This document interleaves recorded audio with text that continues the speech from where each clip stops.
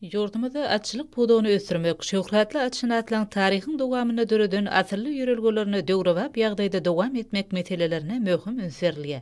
Döwlet derejesinde ähmiýet berilmegi bilen akyl-teki beduglarynyň dünýä ýüzündäki awraýy, şöhraty belinde galdy. Munyň özi paýhasy pederlerimiziň ihlasyndan dören milli atçylyk däpleriniň dünýä nusgulukdygynyň nowatdaky sowutnamasydyr.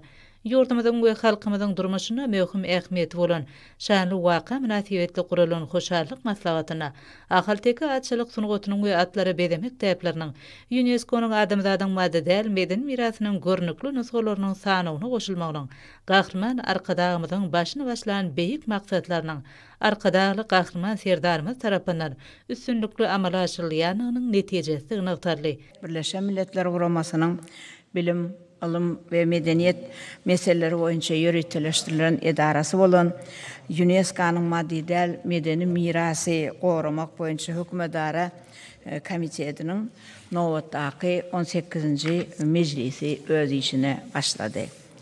Onuň dowamynda, ýagny 5-nji dekabrda Türkmenistan döwletimiz tarapyndan teklif edilen ahalteka atçylyk sunugaty we atlary bezemek däplerini UNESCO-nyň maddi medeni mirasynyň görnükli sanawyna girizmek barada gotornukly çözgüt bu komitetiň agzasy bolan 24 san döwletiň wekilleriniň şeýle hem UNESCO-nyň bilermenleriniň we halkary derejesindäki ekspertleriň bir agazdan goldamagy we agzy bir ses bermeginde dawaraly ýagdaýda yglan edildi.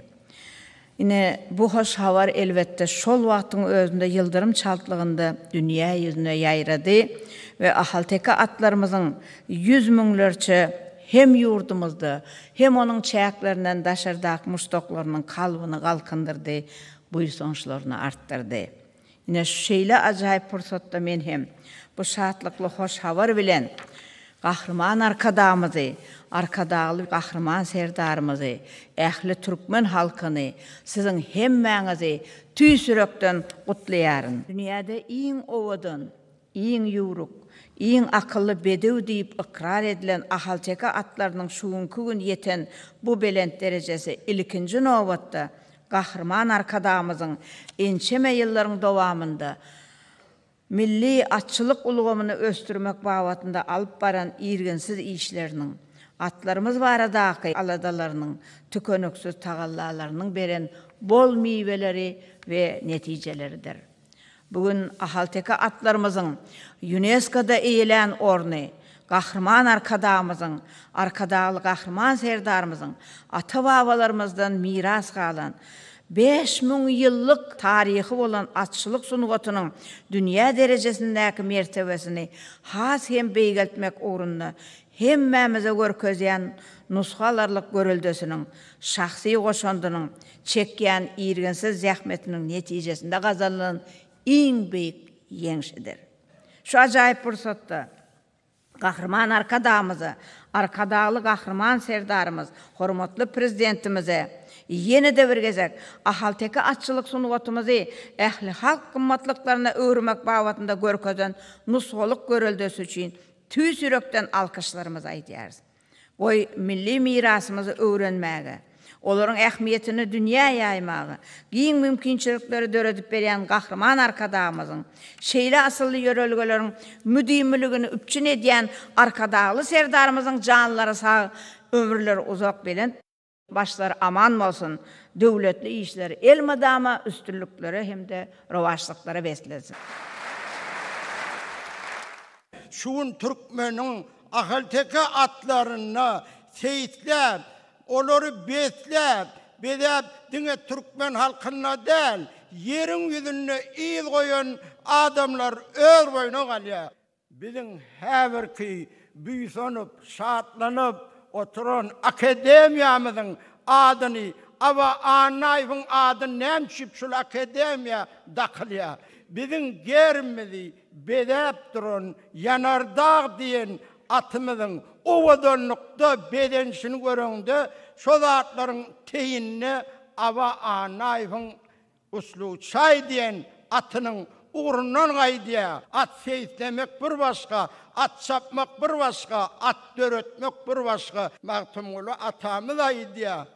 Yigidin bolmasa yarağı atı şonu anık bilin yoktur gayratı diye. Seyislemizin aytmadık zadı yok. Nehil atlar bedemelliğini, nehil atlar çapmallığını, nehil atlardan nesil almallığına olur aydıkiden. Besle gıyri saklap mele çapın qara doğru diye. Türkmen halkının lideri, arkadağımızın ata kesbini devam ettiren, arkadağlı serdarımızın canı sağ olsun, ömrü uzak olsun, ehli Türkmen halkı için ediyen işleri koy bundan beylekte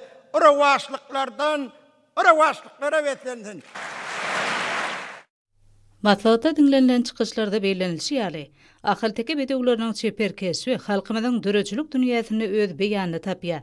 Taryhyň dowamyna ahylteki bedegleriniň gözelligi, ýennamlygy hemde wepadarlygy, şahyrlyň, ýazyjylyň, suratkeşliň, sunugy saatlarynyň ünsüni özüne çekip geldi. Şeýlelikde çeper eserlerde, aýdym saatlarda ahylteki bedegleriniň keşfine möhüm ähmiýet berildi. Şol wagtyň özünde türkmen halkynyň döreden we dünýä nusgulyk daýaplarynın halkara derejesine ikrar edilmegi, milli gymmatlyklaryň dünýäde giňden wagda edilmegi ugruna alyp barylan giň öçerli işleň aýdyň netijesidir. Türkmen atlary halkymyzyň toý bayramlarynyň baş bedegine urulypdyr. Şeýle görelgelen häzirki döwrüň ruhuna kybap derejede ösürilmegi, ahylteki bedegleriniň awraýyny hasam belende götürdi. Arkadağ şäherini ömrüni atşynatlyk ýörelgelerini bagyşlan Aba Anaýewiň adyny götürgen Halkara Atçylyk Akademiýasynyň döredilmegi, milli atşynatlyk daýaplarynyň ilmi esasy öwrenilmegine, asylly ýörelgeleň döwrewap derejede kämilleşdirilmegine giň ýol açdy. Hoşarlyk maslahatynyň dowamyna çykyş edenler, halkymyzyň milli boýsunçyna urulan ahylteki bedegleriniň dünýä ýüzündäki şöhratynyň berende galmagy, ahylteki bedeglerini seýitlemek, bedemek ýaly däplen halkara derejesine ikrar edilmegi ugruna döwlet tarapyndan ýygyderli alady edilýänligi üçin gahrman arkadağymyza hemde arkadağly gahrman serdarymyza hoşarlyk sözleri beýan edildi. Şeýle hem çykyş edenleri gördüğümizde milli atşynatlyk ösdürmek, atçylyk daýaplaryny kämilleşdirmek ugruna döredilen ýokary derejeli mümkinçiliklerden netijeli peýdalanyp, öňde goýulan wezipeleň üstünlikli ýerine ýetirilmegi ugruna ähli tagallalaryny gaýgyrmajakdyklaryna inanyrdylar. Ahylteki atçylyk sunugatynyň we atlary bedemek daýaplarynyň UNESCO-nyň adamzadyň madde däl medeni mirasynyň görnükli nusgalarynyň sanyna goşulmagy münasibetli geçirilen hoşarlyk maslahatynyň ahyryny oňa gatnaşyjylar hormatly prezidentimiziň adyna ýüzlenme kabul etdiler. Arkadağ şäheriniň Aba Anaýew adynaky Halkara Atçylyk Akademiýasyna geçirilen hoşarlyk maslahaty giň öçerli sergi bilen otaşdy. Onu behişli bedegleň şöhraty, usat atşynatlaryň çapyk suwarlaryň gadanan üstünlikleri barada görüň bergen maglumatlara, bedegleň bedek şaýlaryna degişli gymmatlyklar uly gazaklanma döretdi. Milli amal haşam sunugatynyň bedeglere bagyşlanan gymmatlyklary bu ýerde guralan sergiň özünde.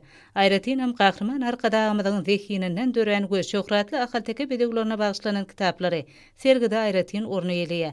Ma'lum bolýar ahylteki bedeglerine aýratyn gadyr goýgan gahrman arkadağymyz işden boş wagtlary çeper dörejilik bilen meşgulanýar.